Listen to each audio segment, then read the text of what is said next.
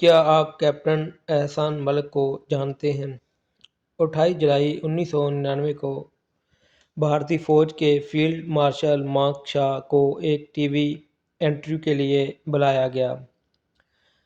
مانک شا پارسی تھے اور تب ان کی عمر 85 برس تھی۔ وہ اس انٹرویو کے 9 برس بعد 94 سال کی عمر میں فوت ہوئے۔ 1971 کی جنگ میں جب بھارتی افواج نے بنگلہ دیش میں پاکستان کو شکست دی تو مانک شا اس وقت چیف آف آرمی اسٹاف تھے۔ وہ اس جنگ کے 2 برس بعد 1973 میں سبکدوش ہوئے۔ کرن تھاپر نے ایک ایسا سوال مانک شا سے کر دیا جس کے جواب نے ان کروڑوں لوگوں کو شرمسار کر دیا جو اس وقت ٹی وی پر ان کا انٹرویو دیکھ رہے تھے۔ کرن تھاپر نے پوچھا، کیا فیلڈ مارشل صاحب آپ کو یہ جنگ جیتنے کا کتنا کریڈٹ جاتا ہے؟ کیونکہ پاکستانی فوج نے وہ بہادری نہیں دکھائی جس کی ان سے توقع کی جا رہی تھی۔ فیلڈ مارشل مانک شا ایک لمحے میں ایسے پیشہ ور فوجی بن گئے جو اپنے دشمن کی تعریف کرنے میں بغض سے کام نہیں لیتے۔ مانک شا نے کہا، یہ بات غلط تھی۔ پاکستانی فوج بڑی بہادری سے ڈھاکہ میں لڑی تھی، لیکن ان کے جیتنے کا کوئی امکان نہیں تھا۔ وہ اپنے مرکز سے ہزاروں میل دور جنگ لڑ رہے تھے، جبکہ میں نے اپنی ساری جنگی تیاریاں 8 سے 9 میل کے علاقے میں کرنا تھی۔ ایک پاکستانی فوجی کے مقابلے میں میرے پاس 15 بھارتی فوجی تھے، لہذا اپنی تمام تر بہادری کے باوجود پاکستانی فوج یہ جنگ نہیں جیت سکتی تھی۔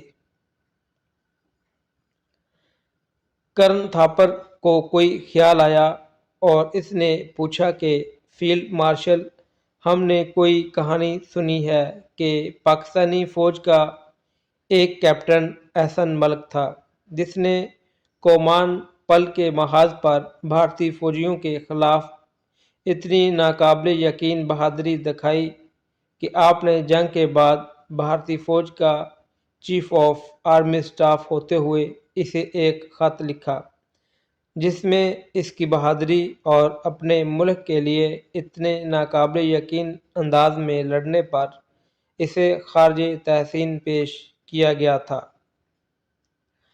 مانک شا نے کہا کہ یہ بات بالکل سچ ہے۔ بھارتی افواج ڈھاکہ کی طرف پیش قدمی کر رہی تھی اور یہ پاکستانی کیپٹن ہماری فوج کے آگے دیوار بن کر کھڑا ہو گیا۔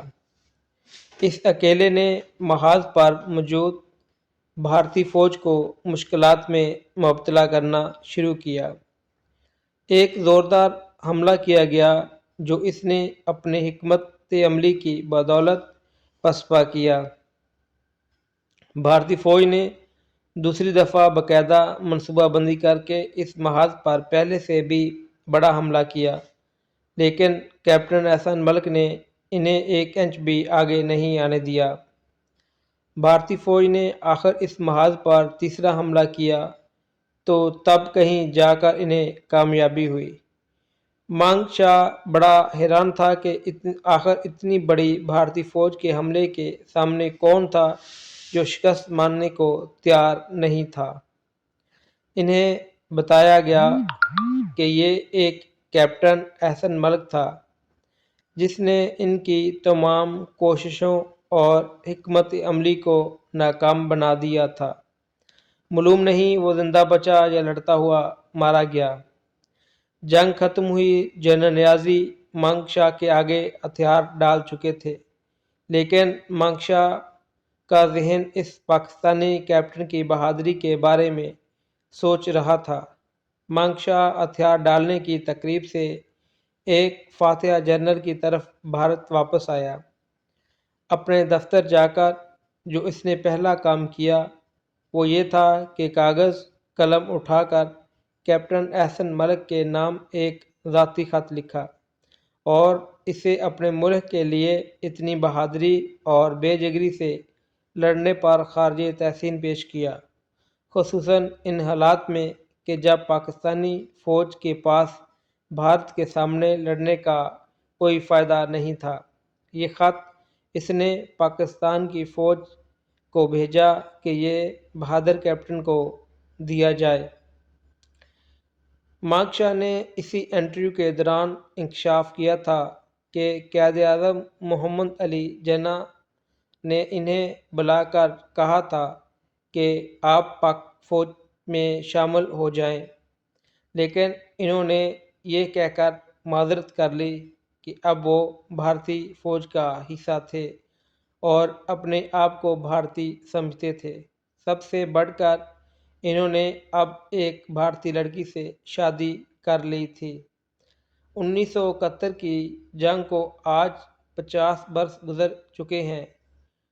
آپ میں اور ہماری نسلیں کیپٹن احسن ملک کے نام سے واقف تک نہیں۔